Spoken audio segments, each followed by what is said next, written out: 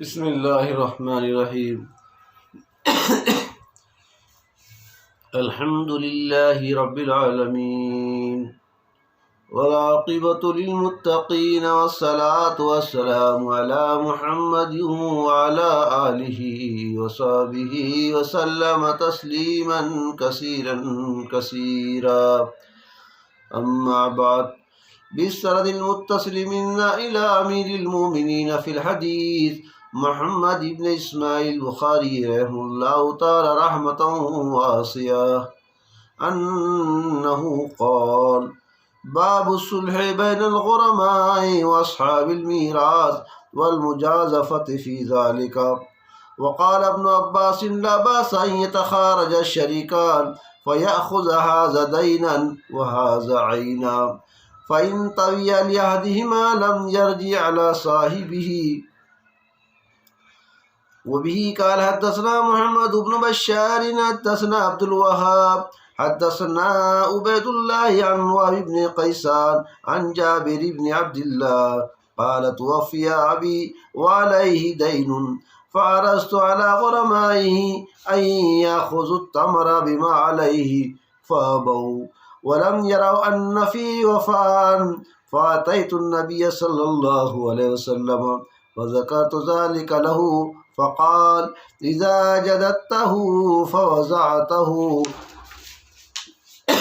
في المربد آذنت رسول الله صلى الله عليه وسلم فجاء ومعه أبو بكر وعمر فجلس عليه فدعا بالبركة ثم قال عدوا غرماءك فأوفيهم فما تركت أحد له على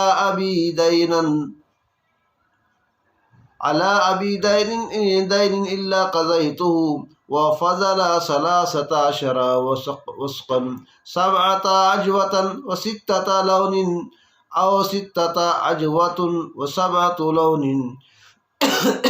فوافيت مع رسول الله صلى الله عليه وسلم المغرب وذكرت ذلك له فضحك وقال ائتي أبا بكر وعمر فأخبرهما فقال لقد علمنا إن صنع رسول الله صلى الله عليه وسلم ما صنع أن سيكون ذلك.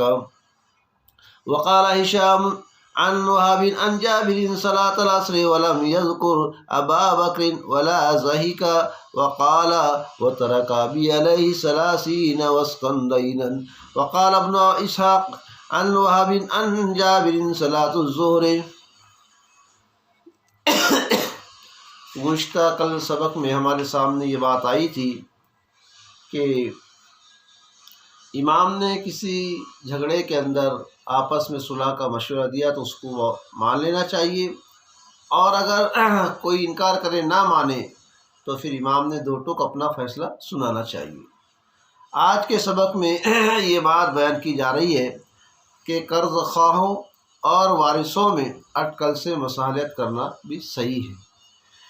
اس تعلق سے امام بخاری علیہ رحمہ نے باب باندھا ہے باب الصلح بین الغرماء واصحاب المیراث والمجازفۃ فی ذالک، یعنی قرض خواہ اور وارثوں کو اٹکل سے مصالحت کر سکتے ہیں.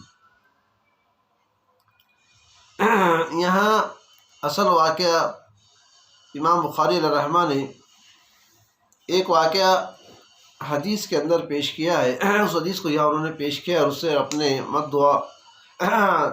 اپنا جو انہوں نے دعویٰ کیا ہے اس دعوے پر دلیل پیش کی ہے حدیث کی شکل میں کہ قرض خواہ اور وارثوں میں کس طرح اٹکل سے فیصلہ کرنا چاہیے. اس تعلق سے حدیث کو یہاں انہوں نے بیان کیا ہے. یہ حدیث یہ ہے کہ حضرت جابر رضی اللہ عنہ کے والد حضرت عبداللہ رضی اللہ عنہ پر ایک یہودی کا قرض تھا. حضرت جابر رضی اللہ عنہ کے والد کون تھے؟ حضرت عبداللہ، یہ ان کے والد تھے. ان پر ایک یہودی کا قرضہ تھا، لیکن حضرت عبداللہ رضی اللہ عنہ جنگ احد میں شہید ہو گئے. قرض مقروض ہونے کی حالت میں آپ شہید ہو گئے جنگ احد میں. چنانچہ ان کے شہید ہونے کے بعد میں قرض کے ذمہ دار حضرت جابر رضی اللہ عنہ اور ان کی بہنیں بنی. اس لیے کہ وارث تو یہی تھے، اگر مال بچتا تو بیٹے بیٹیاں لیتی ہے۔ اسی طرح جب قرضہ چھوڑا باپ کا تو یہ ذمہ دار بھی ادا کرنے کے ہی ہے بیٹے اور بیٹی، یہ نہیں ہے کہ وارث وراثت کا کچھ مال بچے تو حق اصول کرے، اور دینے کا مسئلہ ہے کہ باپ کا قرض ادا کرنے کا تو نہیں، ہم نہیں دیں گے، یہ غلط ہے۔ جس طرح وراثت میں لینے کے حقدار ہے، اسی طرح قرض کے بقیہ قرض کو ادا کرنے کے حقدار بھی وارث لوگ ہیں۔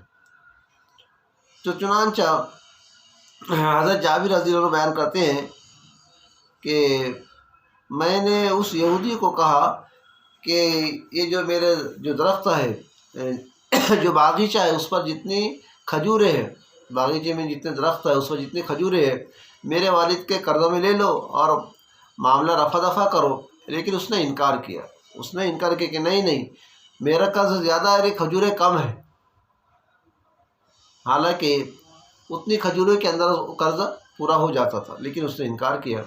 حضرت جابر رضی اللہ عنہ بیان کرتے ہیں کہ میں حضور پاک صلی اللہ علیہ وسلم کے پاس میں گیا اور حضور کو بیان کیا کہ دیکھیے معاملہ ایسا ہے، میں پورے باغ کی کھجوریں دینے کو تیار ہوں، لیکن یہ یہودی ماننے کو تیار نہیں ہے، انکار کر رہا ہے۔ حضور نے کہا اس کو کہ جابر صحیح کہہ رہے ہیں، لے لے تم کھجوریں پورے باغ کی، تو اس نے بھی انکار کیا۔ یوں آتا ہے کہ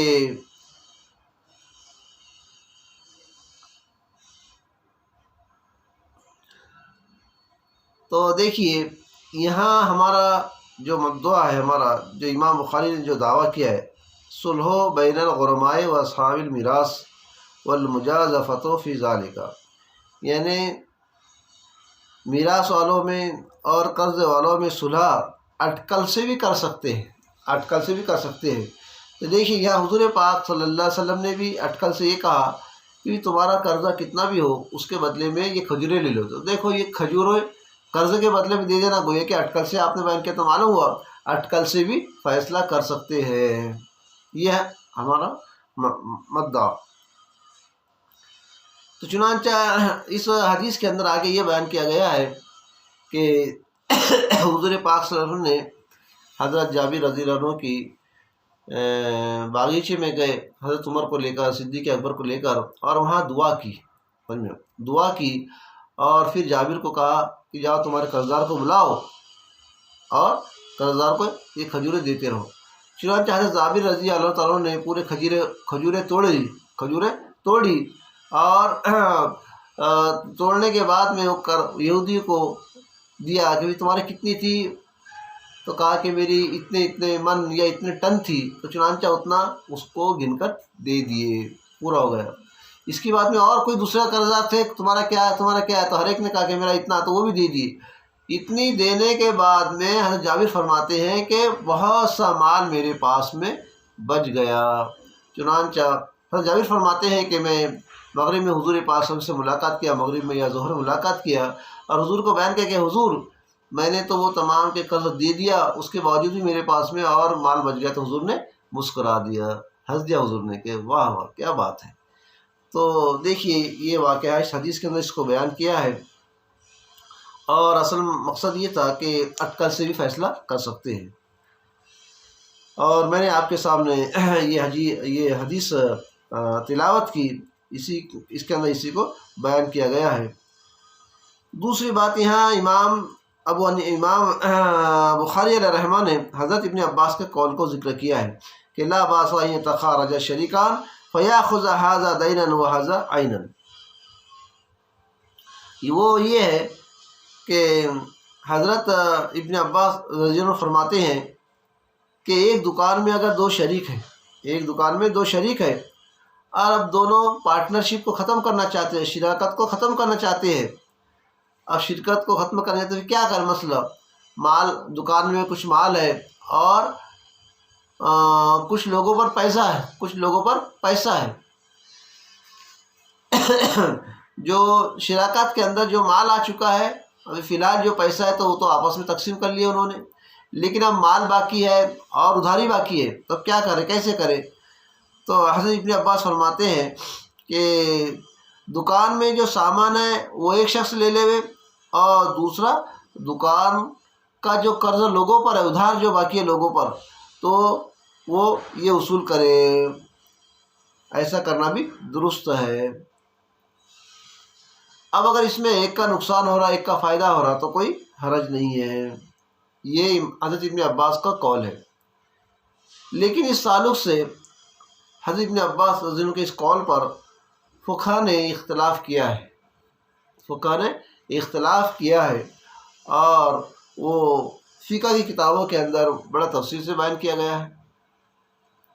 بہرحال یہ کہ شراکت کے اندر اشتراک کر سکتے ہیں، اور اگر اختلاف ہوتا ہے تو اس کو دونوں کا فائدہ جس میں ہے اس طرح فیصلہ کیا جائے۔ اللہ تعالی ہمیں شریعت کے مطابق اپنے فیصلے کرنے کی توفیق عطا فرمائے، اور قرض داروں کے قرض ادا کرنے کی ہمیں توفیق دے۔ ماں باپ کے جس طرح کے وارث و وراثت کے ہم مالکیت کا حقدار بنتے ہیں، اسی طرح ماں باپ کے قرض ادا کرنے کے بھی حقدار بنے۔ بہت سے لوگ ایسے ہیں کہ قرض ادا کرنے میں اپنے جسم پر نہیں لیتے، بہت سے ہیں ایسے بچے کہ بھائی ماں باپ قرض ادا کر دیتے ہیں کہ ہاں بھائی ہمارے ماں باپ پر جو بھی قرضہ ہے وہ ہمیں بولو۔ بہت سے لوگ میت کے وقت میں، جنازے کے وقت میں اعلان کرتے ہیں کہ بھائی ہمارے والد پر، ہماری والدہ پر جس کا بھی کوئی قرضہ ہے تو وہ ہم سے آ کر ملاقات کرے، ہم اس کا قرض ادا کر دیں گے۔ لیکن بہت سے بیٹے بیٹیاں ایسی رہتی ہے کہ انکار کرتے ہیں کہ نہیں، ہم قرضہ نہیں کریں گے۔